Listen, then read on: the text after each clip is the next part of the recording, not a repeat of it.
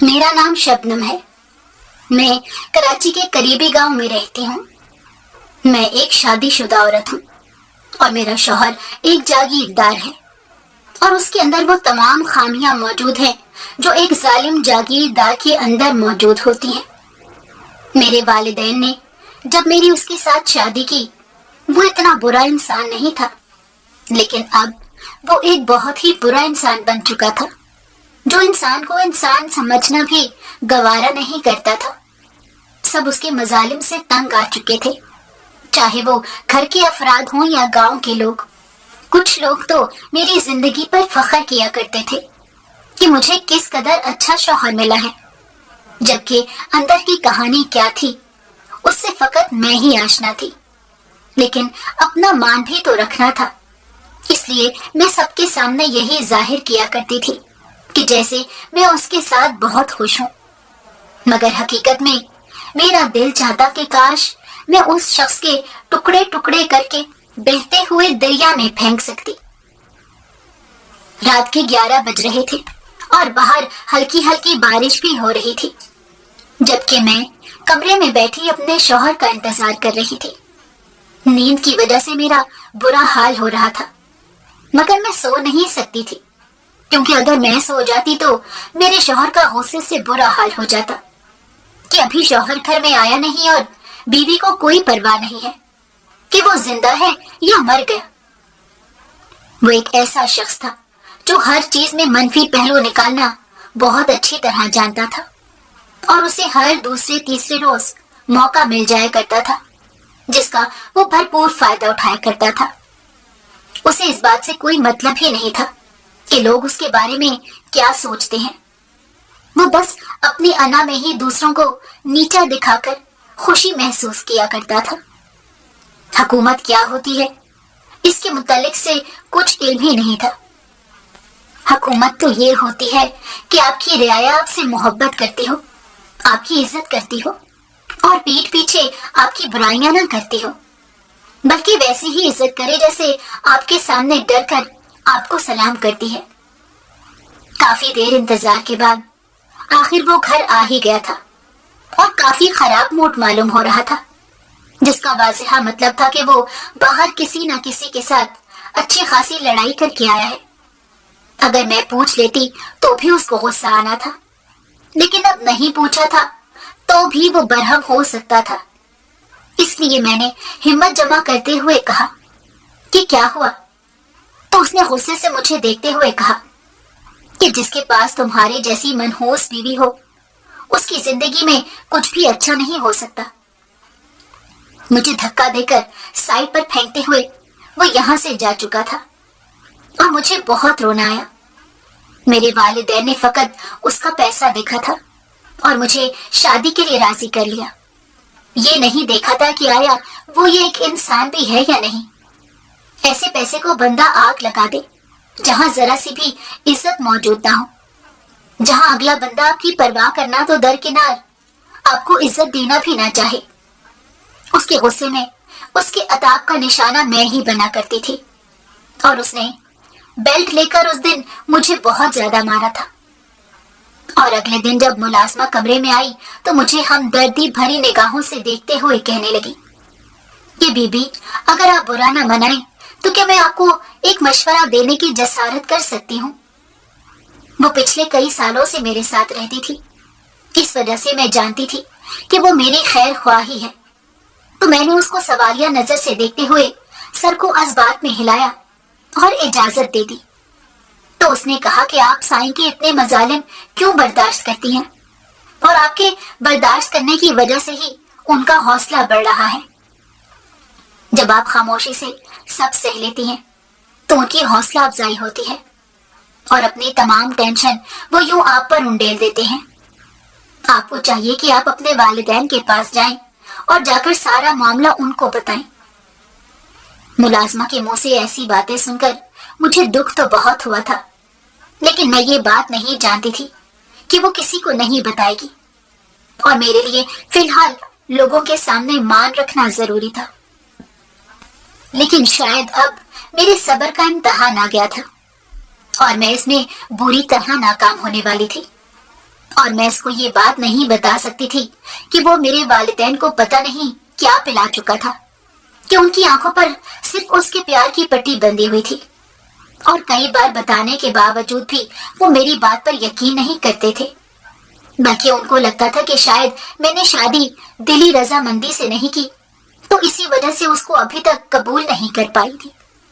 جبکہ سچ تو یہ ہے کہ شادی کرتے ہی میں سب کچھ بھول کر اس شخص کو بدلنے لگی تھی، مگر یہ شخص نہیں بدلا تھا، اور میرے اس کے ساتھ اپنا سر پھوڑ پھوڑ کر خود کو زخمی کر چکی تھی، مگر کوئی فائدہ نہیں ہو رہا تھا۔ لیکن اب میں بھی آر یا پار لگنے کا فیصلہ کر چکی تھی، میں اس کے مظالم مزید نہیں سہ سکتی تھی، اور سب سے بڑھ کر اگر مجھے ذرا سا علم ہوتا کہ یہ شخص کبھی بدل جائے گا تو میں شاید تھوڑی سی کوشش اور کر لیتی، جبکہ مجھے اچھی طرح لگتا کہ وہ پتھر دل شخص تھا، اور وہ دوسروں کو زیر کرنا جانتا تھا، بلکہ ان کو مٹی میں ملا کر سکون حاصل کرنا جانتا تھا، اور میں کسی ایسے شخص کے ساتھ مزید نہیں رہ سکتی تھی جس کے اندر انسانیت نام کی کوئی چیز ہی موجود نہ ہو۔ ملازمہ نے پہلے میرے زخموں کے اوپر مرہم لگایا، اور مرہم لگانے سے تو مجھے زیادہ درد ہو رہا تھا۔ میں نے اس سے پتہ نہیں کیوں یہ پوچھا کہ کیا تمہارا شوہر تم پر ظلم کرتا ہے؟ تو اس نے فوراً نفی میں سر ہلاتے ہوئے کہا کہ نہیں بیبی جی، وہ تو انسان کا بچہ ہے۔ میں نے آنکھوں کو چھوٹا کر کے دیکھا اور کہا کہ اس بات کا کیا مطلب ہے؟ تو اس نے کہا کہ اس کے اندر اللہ کا خوف ہے، وہ عورتوں کی عزت کرنا جانتا ہے، اور میری بھی عزت کرتا ہے، اور مجھ کو ایسے لگتا ہے جیسے میں قیمتی چیز ہوں۔ لیکن آپ خود دیکھیں، میں اتنی عام سی ہوں، مگر اس نے مجھے بڑا خاص سمجھ کر رکھا ہوا ہے، وہ میری قدر کرتا ہے۔ اس کا ذکر کرتے ہوئے میں اس کی آنکھوں میں اس کے شوہر کے لیے محبت اور سچی خوشی اور سکون دیکھ سکتی تھی۔ وہ اس گھر کی ایک معمولی سی ملازمہ تھی، اور شاید وہ غسل بسر بھی بڑی مشکل کے ساتھ کر رہی تھی، مگر وہ بہت خوش اور مطمئن تھی، اور اس میں 100% اس کے شوہر کا ہاتھ تھا۔ میں بیٹھے بیٹھے اس ملازمہ سے حسد کرنے لگی تھی۔ میرے شوہر نے بھی مجھے کیسا بنا دیا تھا نا، کہ میں ان جیسے لوگوں سے بھی حسد کرنے لگی تھی جو مجھے دیکھ کر رشک کیا کرتے تھے۔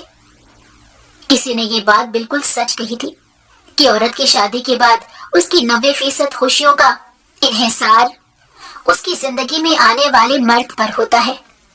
اگر وہ اچھا اور قدر کرنے والا ہو تو ایک عام سی شکل رکھنے والی لڑکی بھی بہت خوبصورت ہو جاتی ہے، اور اگر وہ اس کے برعکس نکلے تو خوبصورت سی لڑکی جو چاہے پھول کو بھی مات دیتی ہو، وہ سوکھ کر کانٹا ہو جائے گی۔ اور میرے ساتھ بھی کچھ ایسا ہی ہوا تھا۔ شادی سے پہلے میرے حسن کے قصیدے پڑھنے والے اتنے لوگ تھے، مگر میرا شوہر بھی وقتی طور پر میرے حسن سے متاثر ہوا تھا۔ اس کے بعد اس کو مجھ میں خامیاں ہی خامیاں نظر آنے لگی۔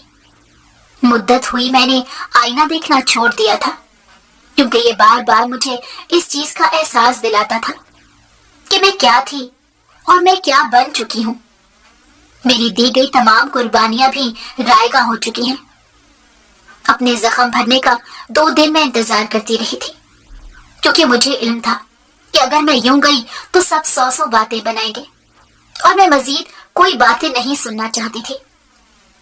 اس رات وہ گھر میں آیا اور اس نے میرے ساتھ پھر بہت زیادہ بدتمیزی کی، اور دل چاہ رہا تھا کہ میں اس کا سر پھوڑ دوں، لیکن میں نے ایک فیصلہ کر لیا تھا۔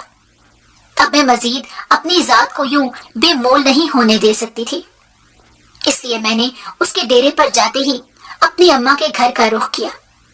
وہاں پہنچی تو اماں میرے پہ پہلے ہی غصہ ہونے لگی، وہ مجھ سے ناراض نظر آ رہی تھی۔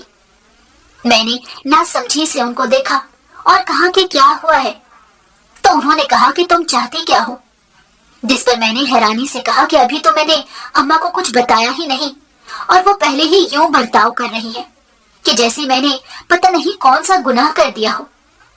اس لیے میں نے سوالیہ نظروں سے دیکھا اور کہا کہ آپ کہنا کیا چاہ رہی ہیں؟ تو انہوں نے کہا کہ آج صبح ہی تمہارا شوہر آیا تھا، وہ کافی مایوس لگ رہا تھا اور کہہ رہا تھا کہ تم اس کا خیال نہیں رکھتی ہو، اور تمہارا شاید اس کے ساتھ رہنے کا دل نہیں کرتا، اور اس کو شاید یہ بھی شک ہے کہ تم کسی اور کے ساتھ رابطے میں ہو۔ یہ بات سن کر میں صدمے کی حالت میں چارپائی پر بیٹھی اور بے یقینی سے اپنی اس ماں کو دیکھا جس نے مجھے جنم دیا تھا اور جو ہر بات بغیر کہے سمجھ جایا کرتی تھی۔ مجھے بہت دکھ ہو رہا تھا، میرا دل چاہ رہا تھا کہ میں اتنا روں جس کی کوئی حد نہیں۔ میری ماں میری آنکھوں سے میرے دل کے حال کا اندازہ نہیں لگا پا رہی تھی، تو اس کو اپنے زخم دکھانا بے سود تھا، مگر پھر بھی میں نے اس سے کہا کہ آپ کو نہیں پتا کہ آپ کے سامنے اچھا بننے کی اداکاری کرتا ہے، ورنہ اس کے کام اور باقی لوگوں سے پوچھیں کہ وہ کیسا ہے تو آپ کو اندازہ ہو جائے گا۔ جس پر اماں نے کہا کہ تم تو پہلے ہی راضی نہیں تھی اور مجھے اسی چیز کا ڈر تھا کہ تم پتہ نہیں کیا کرو گی، اور اب تم یہ بات ثابت کر رہی ہو تو یاد رکھو، اگر اس نے تمہیں تمہاری حرکتوں کی وجہ سے گھر سے نکال دیا، ہم تمہیں پناہ نہیں دیں گے، بلکہ بی بی جاؤ، اس گھر سے نکل جاؤ اور ہماری بلا سے جہاں مرضی رہو۔ اماں کے لبو لہجے سے یہ بات بالکل واضح ہو چکی تھی کہ وہ ان کو بھی پاگل بنا کر جا چکا تھا اور یہاں پر میری پوزیشن بہت خراب کر چکا تھا۔ میں بہت زیادہ دکھی ہو چکی تھی۔ میں یہ چاہ رہی تھی کہ کم از کم اماں تو میری بات سمجھے، ان کو تو اس بات کا علم ہونا چاہیے نا کہ ان کی بیٹی ایسی نہیں ہے، لیکن کبھی کبھی ہماری ایک غلطی ہمیں ایسی جگہ لا کھڑا کر دیتی ہے کہ ہم ساری زندگی بھی صفائیاں دیتے رہیں تو بھی ہر کوشش بیکار چلی جاتی ہے، اور میرے ساتھ بھی کچھ ایسا ہی ہو رہا تھا۔ مجھے آج علم ہوا تھا کہ الفاظ واقعی بڑے گہرے زخم دیتے ہیں۔ اپنے شوہر کے دیے ہوئے زخموں سے زیادہ مجھے میری ماں کے رویے اور الفاظ نے تکلیف دی تھی کہ دنیا میں وہ آخری عورت تھی جس سے مجھے اس چیز کی توقع نہیں تھی، اور دل میں بہت سی باتیں لیے، آنکھیں نم لیے میں وہاں سے نکل آئی، اور میں نے دل میں یہ عہد کر لیا تھا کہ میں کسی کے گھر جھاڑو پوچھا کر کے کوئی زندگی گزار لوں گی، مگر میں دوبارہ کبھی بھی لوٹ کر ان لوگوں کے بیچ میں نہیں آؤں گی جہاں نہ میری بات کی کوئی اہمیت ہے اور نہ مجھ پر یقین کیا جاتا ہے اور نہ ہی میری عزت کی جاتی ہے۔ جب میں آدھے راستے میں پہنچی اور بہت زیادہ سوچا تو مجھے علم ہوا کہ یہ فیصلہ کرنا آسان نہیں ہے۔ میں نے دل میں سوچا کہ مجھے اب گھر واپس جانا چاہیے، اور اس کے بعد اگر میرا شوہر واقعی نہیں بدلتا تو میں پولیس میں جا کر رپورٹ درج کرا دوں گی، کیونکہ اگر میں گھر چھوڑ جاؤں گی تو مجھے اتنا پتا ہے کہ وہ مجھے کہیں نہ کہیں سے ڈھونڈ لائے گا۔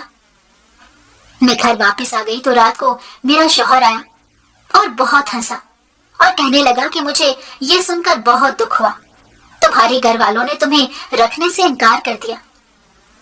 میں اس کی بات خاموشی سے سنتی اور برداشت کرتی رہی، کیونکہ جب والدین ہمارا ساتھ چھوڑ دیتے ہیں نا تو ہمارے ساتھ یہی ہوتا ہے۔ دل ہی دل میں جلدی کرتی بس میں یہ دعائیں کر رہی تھی کہ اللہ میری اب گود ہری کر دے تو شاید ہی میرے شوہر کا دل میری جانب مڑ جائے اور اس کے دل میں میرے لیے تھوڑا ہی صحیح مگر رحم آ جائے، جبکہ وہ مسلسل مجھ پر ہنس رہا تھا اور کہہ رہا تھا کہ تم تو بڑے فخر کے ساتھ یہاں سے گئی تھی کہ گھر کی گاڑی بھی لے کر نہیں گئی تھی، اتنی خودداری تمہارے اندر آ گئی تھی تو وہ اتنی دیر کے لیے قائم کیوں نہیں رہ سکی؟ میرا ذہن جواب دے رہا تھا، لیکن میں پھر بھی خاموش رہنے کی بھرپور کوشش کرتی، اسے نظر انداز کر رہی تھی، اور اسے اسی بات پر غصہ آ گیا اور میرا بازو پکڑ کر اس نے اپنے سامنے کھڑا کرتے ہوئے کہا کہ تم مجھے نظر انداز کر سکتی ہو کیا؟ تمہاری اتنی اوقات ہے؟ تو میں نے غصے سے اسے دیکھا اور کہا کہ اگر میں تمہاری بات کا جواب دیتی ہوں تو پھر تب بھی مجھ سے مسئلہ ہوتا ہے، اور اگر اب میں تمہاری بات کو درگزر کر رہی ہوں تب بھی تمہارا پارا چڑھ رہا ہے، تم آخر چاہتے کیا ہو؟ میرے یوں کہنے پر اس کا غصہ بے قابو ہوا اور اس نے میرے منہ پر اتنے زور سے تھپڑ مارا، میں بھی ڈھیٹوں کی طرح بغیر آنکھوں میں آنسو لیے اس کی آنکھوں میں ہی دیکھتی رہی اور کہا کہ مار لو، کتنا مار سکتے ہو؟ اور وہ مجھے دھکا دے کر بیڈ پر گراتے ہوئے وہاں سے چلا گیا۔ اس کے بعد کئی روز خاموشی سے گزر گئے۔ مجھے علم ہو چکا تھا کہ جن لڑکیوں کے والدین ان کی بیٹیوں سے یہ کہتے ہیں کہ آج ہم تمہیں رخصت کر رہے ہیں اور تم نے اس گھر میں ہی رہنا ہے اور اس گھر سے تمہارا جنازہ اٹھنا چاہیے۔ تو ان لڑکیوں کے ساتھ ایسا ہی ہوتا ہے جیسا میرے ساتھ ہو رہا تھا۔ میں کتنی دیر فقط یہی سوچتی رہی تھی کہ کیا مجھے ساری زندگی اسی ضلالت کے ساتھ رہنا ہے، لیکن گھر چھوڑنے کا فیصلہ کرنا بہت بڑی بات تھی، کیونکہ میں زمانے میں پھرنے والے آزاد درندوں سے اچھی طرح واقف تھی اور میرے شوہر کے تعلقات بھی بہت زیادہ تھے۔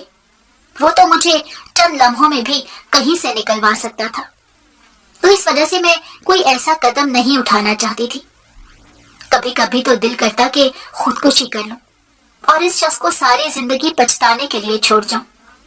اور یہ ایک روز میں نے اپنی خاص ملازمت سے کہہ بھی دیا تو اس نے مجھے کہا، توبہ کرو باجی، آپ اگر ایسا کرو گی تو حرام موت مرو گی، اور زندگی تو آپ کی ویسے بھی وہ حرام کر ہی چکا ہے۔ آپ کا شوہر تو موت کیوں، اس کی وجہ سے آپ حرام کر رہی ہیں۔ اس کو اس بات سے کوئی مسئلہ نہیں ہوگا، وہ تو کوئی نئی عورت بیاہ لائے گا۔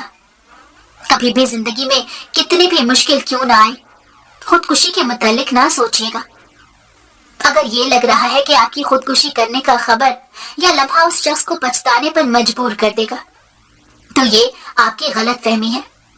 جب دلوں پر مہر لگ جاتی ہے تو پھر کچھ بھی ہو جائے، ان لوگوں کو کسی کے بھی چلے جانے سے فرق نہیں پڑتا۔ کیا آپ کو نہیں معلوم کہ آپ کے شوہر نے اپنے باپ کو مار دیا تھا کیونکہ اس کو یہاں کی جاگیرداری چاہیے تھی، اس کو جاگیردار کہلانا تھا؟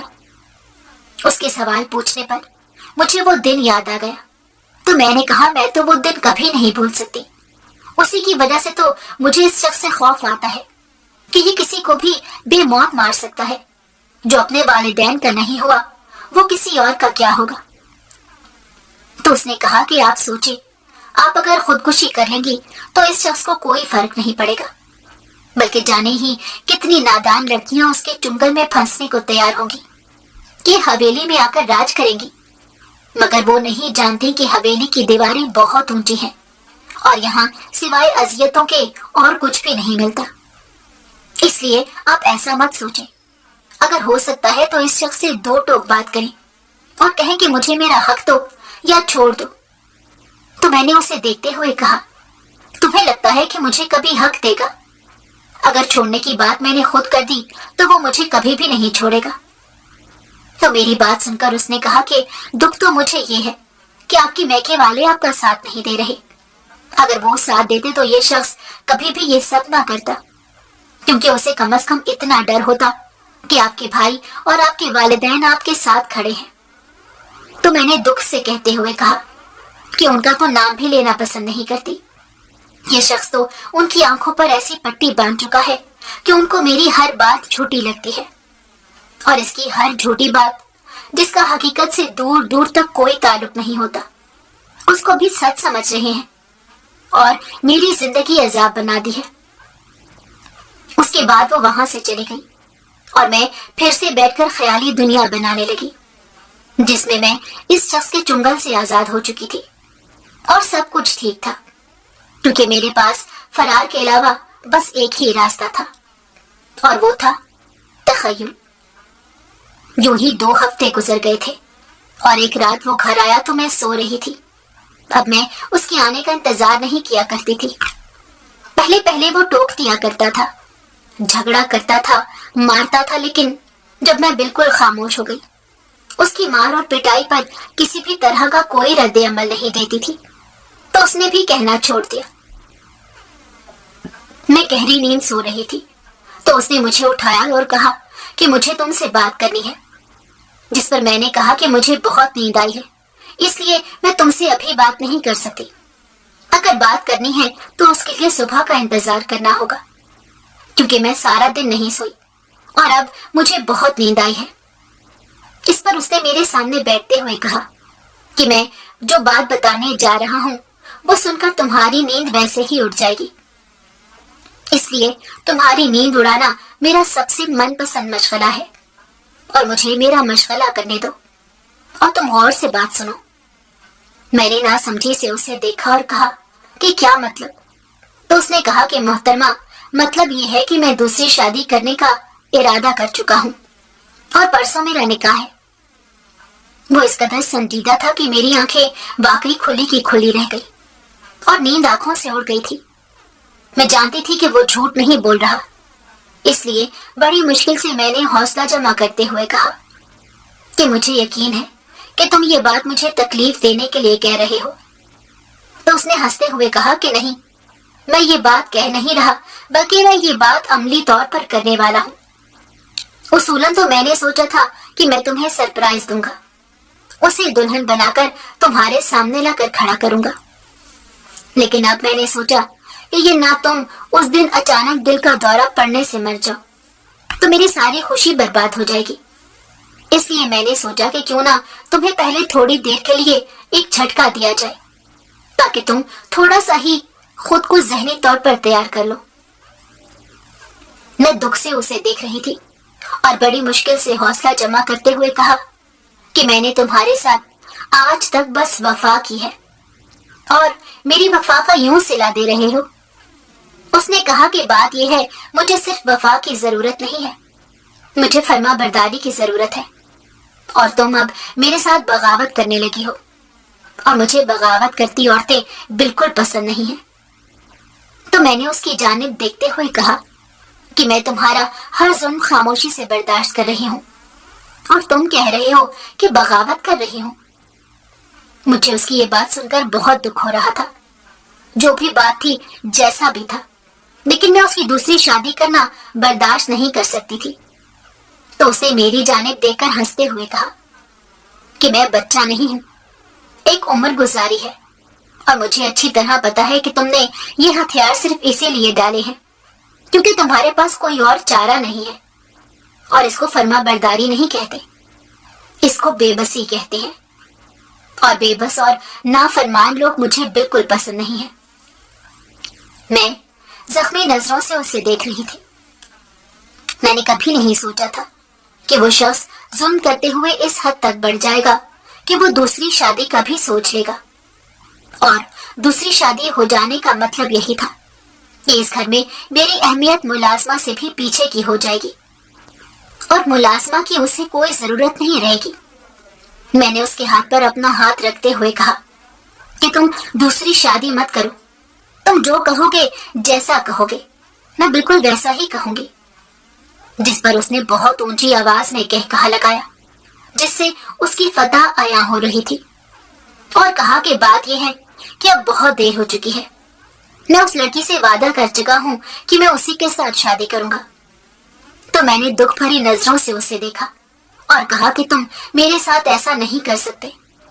तो उसने कहा मैं तुम्हारे साथ इससे भी बुरा कर सकता हूँ। मैंने कहा अगर तुम ऐसा करोगे ना तो याद रखना मैं तुम्हारे लिए इतनी बुरी आजमाइश बन जाऊंगी ना कि तुम चाहकर भी उससे छुटकारा नहीं पा सकोगे।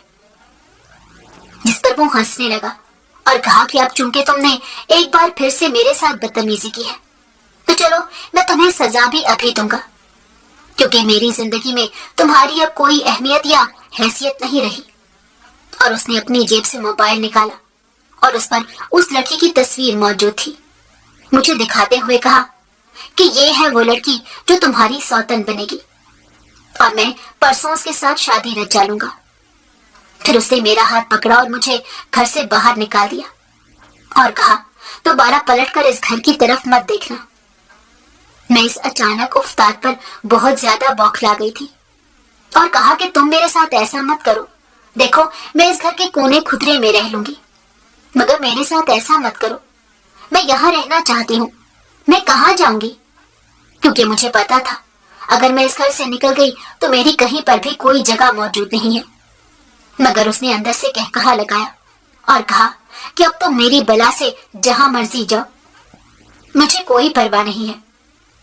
मैं काफी देर दरवाजा खटखटाती रही मगर उसने दरवाजा नहीं खोला। मेरा मेका चूंकि दूसरे शहर में था इसीलिए मैं बस स्टॉप की तरफ आ गई।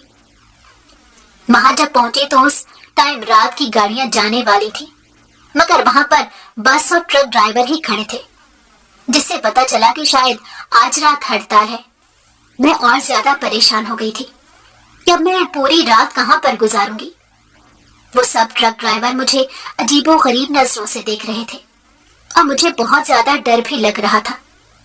میں سب کی نظروں سے چھپتی چھپاتی جب وہاں سے بھاگی تو پاس ہی ایک جھگیوں والی بستی تھی۔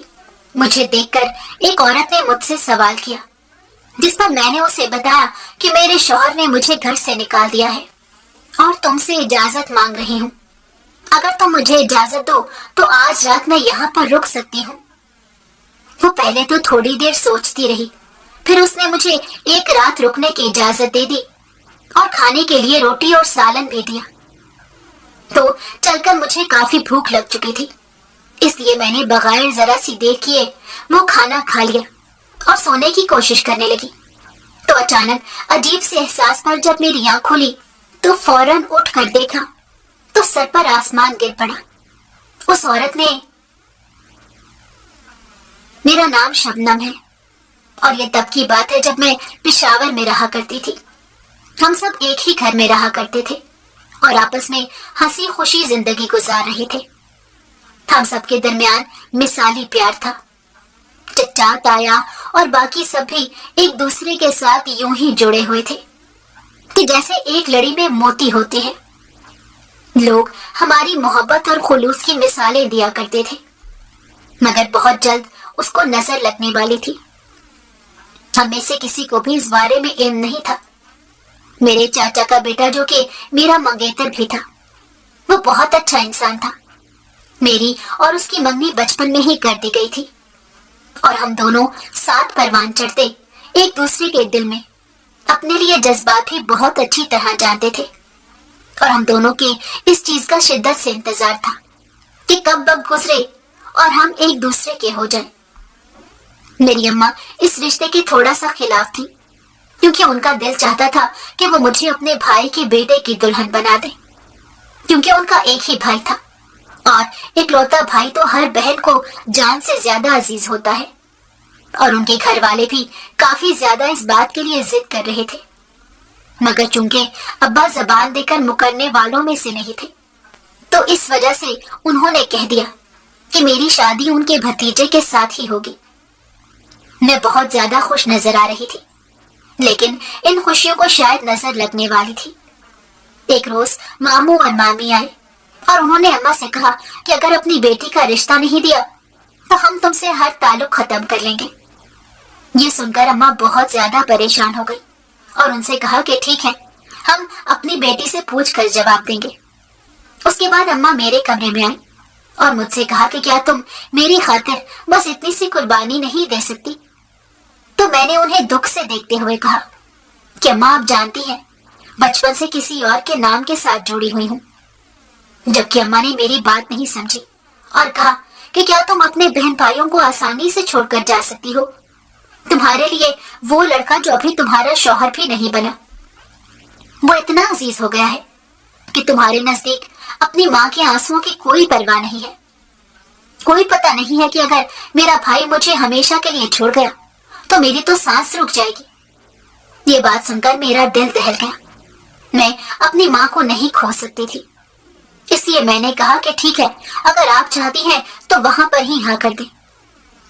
مجھے نہیں معلوم میں نے اتنا حوصلہ کیسے جمع کیا تھا، لیکن میں اپنی ماں کو نہیں کھو سکتی تھی۔ ابا اور جو باقی سب کو پتا چلا تو سب کے سر پر آسمان ٹوٹا، لیکن جب میرے چچا کے بیٹے کو پتا چلا تو وہ میرے پاس آیا اور کہا کہ تم یہ کیا کر رہی ہو؟ تمہیں کچھ پتا بھی ہے؟ تو میں نے کہا مجھے کچھ نہیں پتا میں کیا کر رہی ہوں، لیکن آئینہ تم میرے راستے میں مت آنا۔ سنجیدگی سے کہہ کر وہاں سے چلی گئی۔ یہ کہنا آسان نہیں تھا، لیکن اس کو ایک بار ٹوک دینا آسان تھا۔ کم از کم وہ میرے سے نفرت کرنے لگے اور اس کے دل میں میرے لیے کچھ بھی نہ رہے۔ اس کے بعد کافی دیر گزر گئی اور مامی میرے لیے رشتہ لے کر آئی اور اپنے بیٹے کے نام کی انگوٹھی میری انگلی میں پہنا کر چلی گئی۔ مجھے بہت زیادہ دکھ ہوا تو میں بہت روئی اور خود کو کمرے میں بند کر لیا۔ کچھ دنوں بعد ہماری شادی تھی، تو اس سے پہلے جس خبر نے میرے اوپر قیامت توڑی وہ یہ تھی کہ میرے چچا کے بیٹے کی شادی ہو رہی تھی اور اس کی بھی اپنی خالہ کی بیٹی کے ساتھ شادی ہو رہی تھی، اور میری بارات سے ایک دن پہلے ہی وہ دلہن لانا چاہ رہا تھا۔ اور میں جانتی تھی کہ وہ فقط میرے سے بدلہ لینے کے لیے کر رہا ہے۔ تو میں نے بھی سوچا کوئی بات نہیں، میں بھی تو شادی کر رہی ہوں تو اس کو بھی کر لینی چاہیے۔ دکھ تو مجھے بہت زیادہ ہوا تھا، لیکن میں کر بھی کیا سکتی تھی سوائے صبر کرنے کے۔ اور پھر جس روز اس کی مہندی تھی تو میرے پاس آیا اور کہا کہ میں چاہتا ہوں کہ میرے ہاتھوں پر مہندی تم لگاؤ۔ میں چند ثانیے خاموشی سے دیکھتی رہی اور پھر اس کے ہاتھوں پر مہندی لگانے لگی۔ ہم دونوں کے چہرے کے تاثرات کسی چٹان کی مانند پتھریلے تھے۔ جب اس کی دلہن اس گھر میں آ گئی تو میرا امتحان بڑھنے لگا تھا، کیونکہ اس کا استقبال مجھے ہی کرنا پڑا تھا۔ سب میرے حوصلے پر حیران ہو رہے تھے۔ میں نے اس کی دلہن کا استقبال کیا اور دونوں کو خوش رہنے کی دعائیں بھی تھی، جس پر میری چچی نے مجھے گلے لگاتے ہوئے کہا کہ میں جانتی ہوں تم نے یہ فیصلہ مجبوری میں کیا ہے، مگر میری دعا ہے کہ تم خوش رہو، اور میری یہی دعا ہے کہ تم دونوں اپنے اپنے جیون ساتھی کے ساتھ خوش رہو۔ تو مجھے ایک دم سے احساس ہوا کہ میری اماں سے اچھی تو میری چاچی تھی، کہ جن کو کم از کم میرے درد کی پرواہ تھی۔ میں اس شب پوری رات روتی رہی تھی کہ جس شخص کے ساتھ میں زندگی کی شروعات کرنا چاہتی تھی، آج اس کو زندگی کی شروعات کرتا دیکھ چکی تھی۔ جس کے سامنے اس کی سیج پر میں بیٹھنا چاہتی تھی، آج اپنے ہاتھوں سے اس سیج پر کسی اور کو بٹھا کر آئی تھی۔ کتنا آسان لگتا تھا نا یہ سب کرنا، لیکن جب کرنا پڑا تو مجھے پتا چلا کہ اصل امتحان لینا کیسے کہتے ہیں۔ میں کمرے میں اپنے علاوہ کسی اور کو نہیں جانے دیتی تھی اور اس کا ہر کام خود کرتی تھی۔ اور وقت نے میرے ساتھ کیا کیا، شاید میری کم ہمتی نے میرے ساتھ یہ کیا کہ آج اس کمرے کا حقدار کوئی اور تھا، بلکہ کمرے کا ہی نہیں، اس شخص کا بھی حقدار کوئی اور تھا، اور میں کچھ بھی نہیں کر سکتی تھی سوائے رونے کے۔ میں نے سوچا آج وہ کسی اور کا ہوا ہے تو مجھے کتنی تکلیف ہوئی ہے، لیکن جب مجھے اپنا آپ کسی اور کو سونپنا پڑے گا تو وہ امتحان پتہ نہیں کتنا اذیت ناک ہوگا۔ میں اس میں کامیاب ہو بھی سکوں گی یا بری طرح ناکام ہو جاؤں گی۔ اور کل میری اپنی شادی تھی اور اس کے متعلق میں کچھ بھی نہیں سوچ رہی تھی۔ میری تمام سوچیں اس شخص کے ساتھ ہی جڑی تھی جس سے میں محبت کرتی تھی۔ اگلے دن جب میں دلہن بنی تو خود کو آئینے میں دیکھا۔ میں بہت پیاری لگ رہی تھی، لیکن میری قسمت اتنی ہی بھیانک ہونے والی تھی۔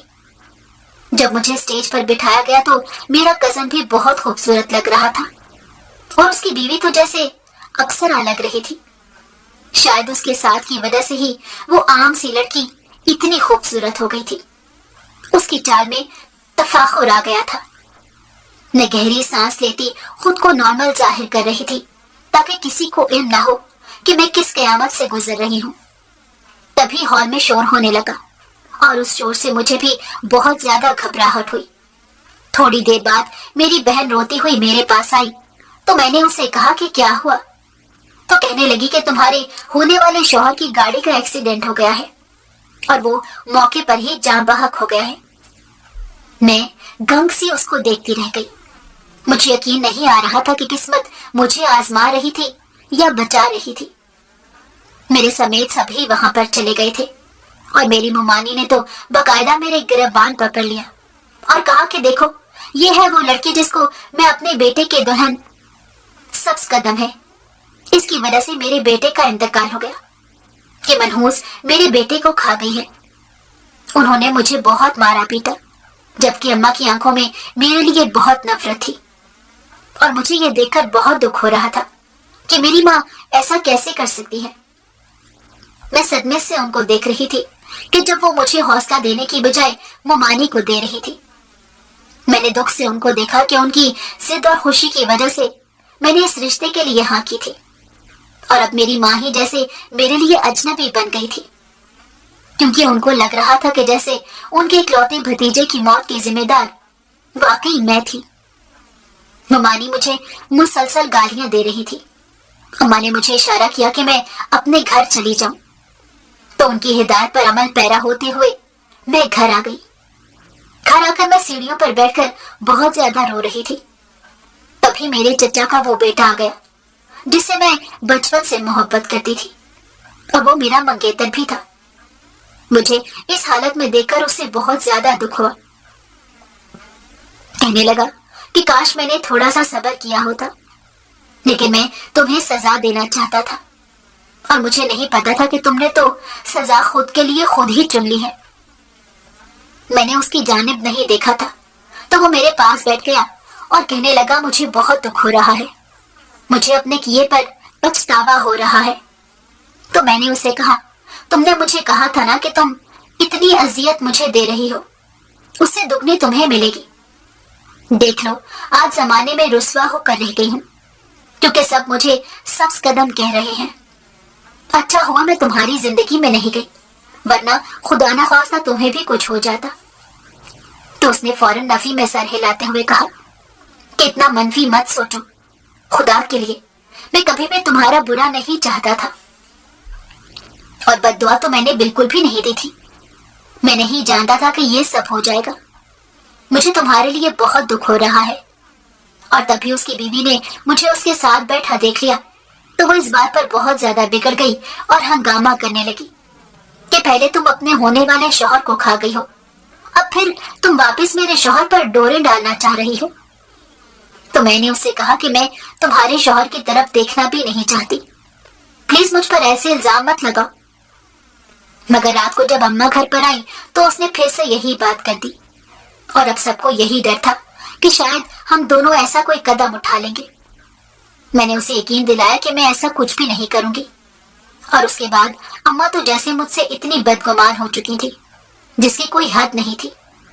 انہوں نے کراچی میں ابا کے کسی جاننے والے کے ذریعے ایک جاگیردار سے میرا نکاح کر دیا، اور میں وہاں سے کراچی آ گئی۔